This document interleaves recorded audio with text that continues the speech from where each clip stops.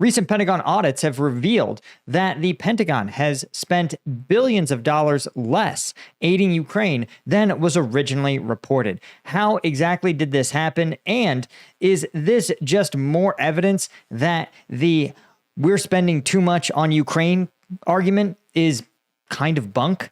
I'm Paul, U.S. Army combat veteran. Let's talk about this. But first, of course, do me a favor, guys. First, hit the subscribe button. It helps tell the YouTube algorithm that I'm making good content and quality analysis. But also, if you can help me out by becoming a member at combatvetnews.com.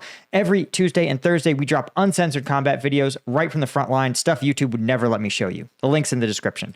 Now, let's talk about this Pentagon audit, okay? So first off, the reporting on this is absolutely just sideways because no one knows how to read an audit report, and journalists have never been worse. And I say this because, I used to work for a government inspector general. Now, this was any given government agency's internal affairs, effectively. They do audits, they do criminal investigations of accepting bribes. And of course, my division was called special reviews, which generally encompassed all kinds of weird non-financial investigations, for lack of a better term. And so this was from their audit division. And it was written like an auditor, because auditors, they're accountants. Their brains just don't work like you and I. They are so technical and so specific and so idiosyncratic with their wording that it's almost impossible to understand what an audit report is actually saying. So you can imagine then that basically every outlet with a narrative to spin has taken this report and spun it every which way. So you can see Al Jazeera says Pentagon accounting error provides extra $6 billion in arms to Ukraine. That's kind of what it is, right? But the reality is actually even stupider, and it's something we've talked about a lot. Now, they try to quote from the report as best they can, but the reality is that when these auditors looked at the Pentagon's reported values of what they had sent to Ukraine, what they found was that there's no way to assign a value to a lot of the equipment that was sent. Why? Well, simple. The government was using, and soldiers were using, what they called a WAG, or a wild ass guess, right? Then they also used what they called swag, a scientific wild ass guess. And so what this refers to, a wild ass guess, means literally there is absolutely no way to price this thing, right? And a scientific wild ass guess means that there is some kind of data we can use to pin where the price is. And here's an example, right? One example they used was a Air Force contract to provide maintenance to equipment. Well, here's the thing. What does it cost? When you get your car maintained, you pay for, of course, parts and labor. Well, what is the cost of an hour of an Air Force technician's time? Or better yet, what is the cost of an Air Force technician's time to train a Ukrainian technician to maintain the gear? This is sort of where the things get weird because, well, an Air Force tech, they're not open for contract. They don't bill by the hour. You simply sign a contract and then you're required by law to be there. So is it only parts? And if so, how much does the part cost? That the Pentagon sometimes has a good estimate of, but what happens if the part was purchased 15 years ago? What is the cost of that part? And this may seem like me just sort of making up stories, but it's actually not. Because remember, we looked at the HIMARS systems for one example. They were built last in the 1990s, which means the spare parts were also likely made in the 1990s.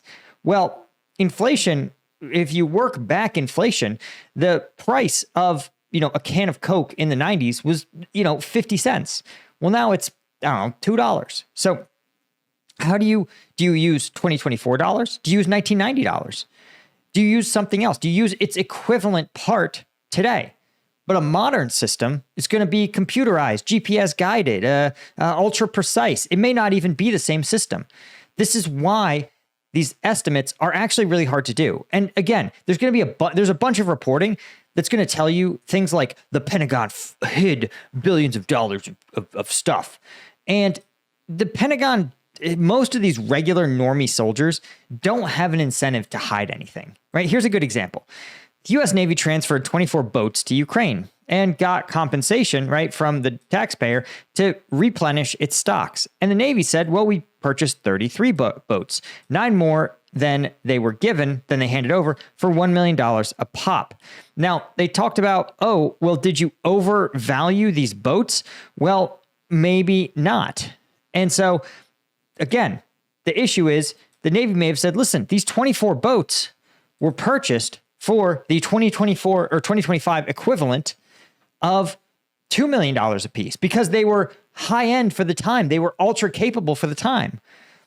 And now the Navy says, well, the modern equivalent is actually kind of a downgrade. Maybe the Navy went from big armored, heavily armed patrol boats of Vietnam to small little dinghies. Well, they're not one for one anymore. So how many dinghies can you buy for the price of one fancy patrol boat? Your guess is as good as mine. And that's how the Pentagon ends up in these situations. Because, frankly, it's just a guess. And that's when they talk about these wild ass guess. Because you also have to remember that there isn't a market price for a lot of military equipment, right?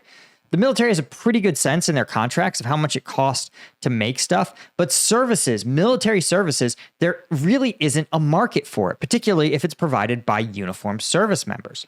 So and a lot of times it doesn't even make sense. For example, you can have a lot of high-end military gear like Palantir intelligence systems, right? A lot of times when you sign the contract with Palantir, Palantir says, listen, we're going to give you the software, but the software is useless unless you have our people on the back end providing like the software support. So, but it's one contract. You're signing for parts and labor. Again, they don't break it out and say you only get 10 hours. They say the software and the people are the contract. It's the service. And so how do you decide how much of that you've provided to Ukraine? The answer could be 0 because the U.S. contracted it anyway. The answer could be the entire value of the contract because it's the only combat use of it. So that's when they talk about, okay, well, that would be like a scientific wild ass guess. And a wild ass guess would just be like, what did we pay for these old M777s in the 80s? And the answer might be, there is no paperwork. There is nothing to verify when these were purchased. When they were purchased, the Pentagon was on a paper system and Xerox copies, and those Xerox copies got eaten by ants in the mid-2000s. And they go, I don't know what this is. I know what a new one costs, but this one from the 80s, it's like a car from the 80s, right? What is the value of a car from the 80s that still runs? You could look it up on Blue Book maybe, but there's so few of those cars, there isn't a market, right? And it varies tremendously. So you could sit there and say, well, this year, the only cars sold from the 1980s are actually collector's items. So they must be really valuable, right? But you might say, well, no, I went to a scrapyard and I found a car from the 80s and they told me they'd give me that for nothing. And these are all, this sounds like a trivial issue. This sounds like me being an auditor, right? But it's not. This is essential information because the Pentagon, again, has to go back and say, what exactly we were told, give the Ukrainians $18 billion in assistance. When then they provide it and they go, well, did we do that? And the answer is, I have no idea. Again, they get kind of close. And you can see here, right, there's another $6 billion in just missing cost estimates. And what they talk about that, it's the same problem where how do you estimate the value of the Air Force delivering munitions, right? Like, again, here's two uniformed service members driving a military piece of equipment. Probably they were already stationed in this base. So then what is the cost? What is the transportation cost of this? Is it just the fuel? Is it the hours of the Air Force personnel doing it, who, frankly, the Air Force personnel were going to be at this base anyway? Who knows? Again, this is one of the reasons why the Pentagon struggles to pass an audit, because so much of what they do is just simply not in the free market, right? Not in the same way that, again, you can go to a car dealer, you can go to a couple local dealers, and they'll tell you what they'll give you for your car from the 1980s, maybe. Or they'll tell you what your car from 2006 is worth. There's a really good market. There's a really good match between supply and demand. But how much is your grandma's hand-stitched quilt worth? Well, to you, it might be worth the whole world because it was your grandma, right? To a stranger, it might be worth nothing. There's only one of those in existence. So you can't price it. Supply and demand are simply too fixed, right? So that's the problem with high-end military gear too. There's not that many people and countries that even care about M777 systems or old TOW missiles. And so how do you market price that sort of thing? Is it even right to market price it? And so, and again, the other thing to take away is the Pentagon has a lot of accountants. Well, but the Air Force, especially Air Force units who are told, hey, I need you to give an estimate of this. Remember, those guys, it's a very different story. The people who did my logistics and supplies in my battalion had 0 days of training in supply. They were a random officer who someone sometimes said, hey, you're pretty organized. You got these spreadsheets looking pretty clean. Why don't you become our supply officer? Why don't you become our S2? No, S4.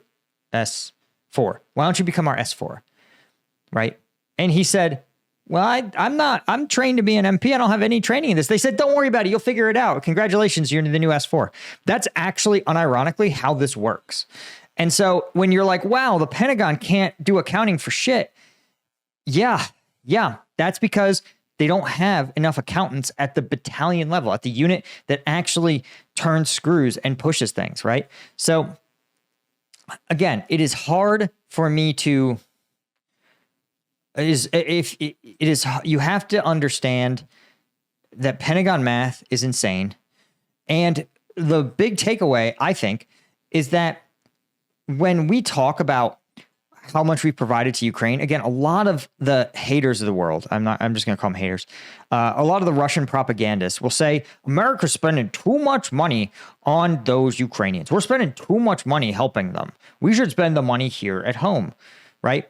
And the counterpoint to that is that money was already spent.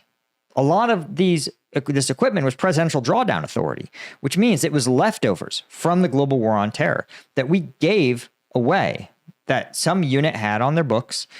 And we said, listen, you Ukrainians can take it. The classic example is the MRAP. Now, MRAPs, it's easy to price. We know what we paid for them in 2014, and there's pretty good paperwork behind what they cost, but we gave them to the Ukrainians because the Pentagon already said the MRAP is not going to be our permanent vehicle. We're going to use this joint light tactical vehicle. It already won the contract. We're already going to replace it. So we already purchased these. So let's give them away. As we've said, the Pentagon's got to sit there and go, okay, well, it has some value, right? But not to the DOD. To the DOD, what we have done is given the Ukrainians the equivalent of cars on cinder blocks on our lawn. The Ukrainians are like, we're pretty handy. We'll find a way to use it, or we'll get it up and running again. And the Pentagon has gone, listen, we already purchased this fucking thing. It's literally just sitting around. It's already worthless and expired. Get it out of here. So, in my opinion, the actual cost to the taxpayer, the way you and I would view it as like a household, would be probably about 20% of what's officially reported. Because again, how many times, if you bought something for, you bought a cake for a party, right? And then some people canceled and nobody ate the cake. Do you go, well, technically I have $26 of cake assets in my fridge. So if I just gave you the cake, technically I'll have given you $26 and I should claim that on my tax write-off. No regular person does that. A regular person goes, I bought this cake. I thought I was going to use it. I'm not using it. So right now it has zero utility and therefore zero value to me. So it is just as an act of generosity, just to prevent waste, just to prevent this from sitting in my fridge, from taking up space in my fridge that should go to my grocery order where I'm going to order the food I actually want to eat. Let me just give it to my buddy. He loves cake. I don't like cake. Just take the stupid thing. That is the best analog, honestly, for a lot of the aid. Now, we have done some cash transfers to the Ukrainians. Don't get it wrong. And we've done some modern equipment, some really current stuff. But even the current stuff, a lot of times, our most modern stuff, well, we were going to pay a lot of money to field test that anyway. And now we're getting to field test it against actual fucking bad guys who genuinely are fielding the best equipment they have available. And so again, the Pentagon's like, well, we were going to pay to test it anyway. So why don't we just give it to them and make them pinky promise to tell us how it goes? So this is sort of the Doge problem, right? You might remember that Elon was like, there's definitely $2 trillion of waste in the government federal budget. And Elon, Mr. Efficiency, is going to do it. Well, what happened when he actually dug in there? Well, he misunderstood what he was looking at. So he thought he found a bunch of crimes, and he didn't, because obviously no one's been charged. He basically got run out of the government because he was so bad at his job. And his final cost savings was less than $100 billion. And for context, that's I think like not even 1%, like around 0.5% of total government spending. So again, for context, 0.5% is cheaper than any kind of financial service that you and I have in our household, right? A typical money manager, a wealth manager, will shave 2% of your, or like 1% or 2% of your wealth off a year. So if you don't view that as a problem, being like, hey, and that's assuming Elon Musk definitely for sure killed totally unnecessary things. So pure waste.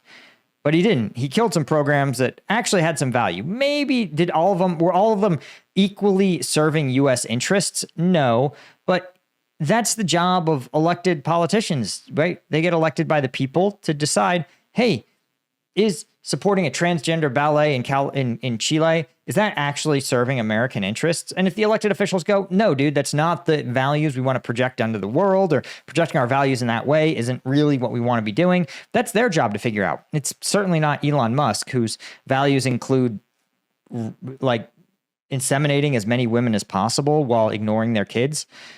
Again, probably not the guy, an obsessive quasi-autistic weirdo, probably the guy I want building my rockets, but probably not the guy I want auditing the US government.